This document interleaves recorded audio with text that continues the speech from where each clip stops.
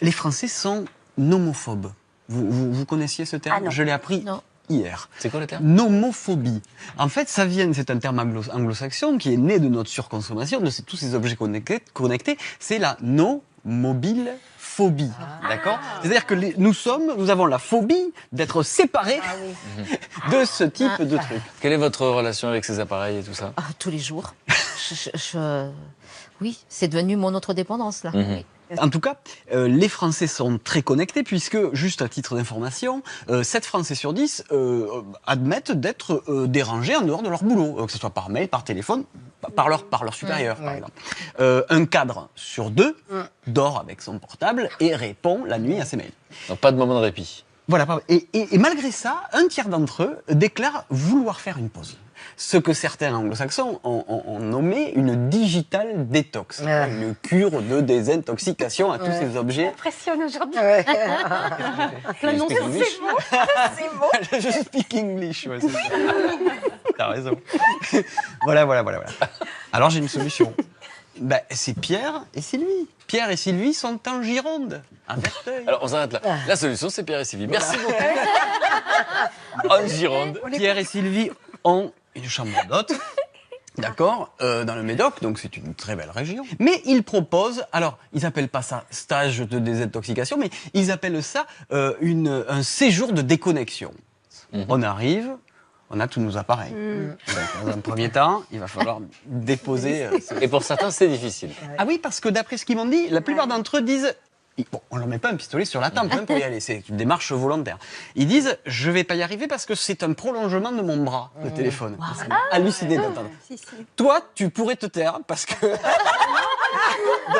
le temps dessus. Non, moi j'utilise mon téléphone comme un téléphone fixe, c'est-à-dire que quand je suis occupée, eh bien je ne réponds pas, jamais. En revanche, Faut pas pointer du doigt comme ça. Pardon, c'est vrai. Pardon.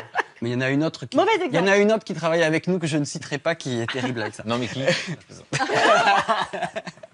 Voilà, on dépose ça. Et là, on va vous remettre un petit kit, alors on pourrait dire un kit de survie, où il y a des cartes postales avec un stylo, un carnet pour tenir un journal de bord, de la presse papier, des journaux, des jeux de cartes, des jeux de société. En fait, l'idée, c'est de pouvoir consigner sur du papier aussi, avec des mots, des vrais mots. Pas des SMS, mais des cartes. Voilà, avoir une autre façon d'écrire ou de se documenter, de s'informer, pas par des appareils numériques, mais avec de la presse papier. Et après, il y a Pierre, là, le monsieur, qui a une formation de coach, et lui, il va faire un entretien, et c'est là que vous allez m'éclairer, parce qu'en fait, ce qu'il fait, c'est que par le biais d'entretien, il travaille sur les émotions, et il va faire découvrir aux personnes que pourquoi on est tout le temps sur les appareils. Pourquoi on est tout le temps? Parce qu'en fait, on a peur de briser un lien. C'est ça qu'il a envie de faire. Un lien avec quoi? Avec l'information, bon, pourquoi pas. Et puis un lien avec ceux qu'on aime, en fait. Et que si je n'ai pas mon appareil, eh bien, je me sens abandonné de ceux qui m'aiment. Ou on a peur que les autres se sentent abandonnés si on ne répond pas. Voilà. C'est plutôt ça. C'est ça. Si Voilà. Tu te sens malade si tu n'as pas répondu à un SMS. Ben oui, surtout si c'est ma fille. Là, ça compte pas. Voilà. Et à partir du moment où vous le comprenez, C'est toujours l'histoire de l'union, c'est-à-dire Voilà. qu'on veut faire un, donc on veut faire corps avec tout le reste. Mais ça, c'est quand même des prétextes, parce que on peut, contacter la personne, sa fille, son enfant, et Prendre des nouvelles et puis voilà. comme avant, quand il n'y avait pas de portable, et, C'est ça. On a oublié qu'il y avait tout un va avant. bien en fait. Moi, j'ai une expérience particulière parce que j'ai fait une émission qui s'appelle La parenthèse inattendue, où il y avait 3 personnalités qui venaient dans une maison de campagne pendant 24 heures. Et c'est vrai que souvent, c'était un moment très fort et je revois des messages de certains, donc je vais pas les citer, mais ils sont célèbres. Et donc, me dire merci pour cette expérience qui m'a transfiguré. C'était très flatteur, mais j'avais envie de répondre, on a juste éteint les portables pendant 24 heures. Et donc, c'est une expérience aujourd'hui. C'est ça qui est extraordinaire dans ce que tu racontes. C'est qu'en fait, le simple fait d'éteindre le téléphone portable devient une expérience. Parce que c'est une question d'habitude. Quand on prend l'habitude de boire du café, on croit qu'on peut plus se passer du café. Je parle de mon expérience, par exemple. Et puis tout ce qui est devenu indispensable aujourd'hui n'existait pas. À un moment donné, n'existait pas. Je me souviens encore des cabines téléphoniques. Quand on en voit, on est ému.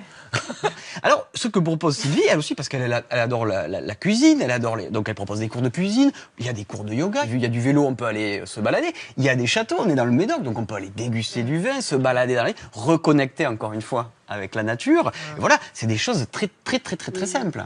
Le retour en réel. Mais le retour au réel, eh bien, elle me dit, ce qui est impressionnant, c'est que, sans exception, chaque fois que le séjour est terminé, qu'on leur rend leur téléphone, aucun ne se précipite dessus. Et de même, ils disent, OK, je sais que je vais avoir 250 mails et 120 textos, on verra plus tard. C'est pas si mal. C'est réussi. On les félicite. Je pense qu'il y en aura de plus en plus de ce genre de... Je suis surprise, j'aurais plutôt ça marche. cru qu'on se... On va se précipiter pour savoir. Et ce qui est capital, parce que les gens qui viennent là, ce sont des gens qui sont plutôt des actifs, des gens qui sont des cadres, des gens voilà, dans l'entreprise et tout ça.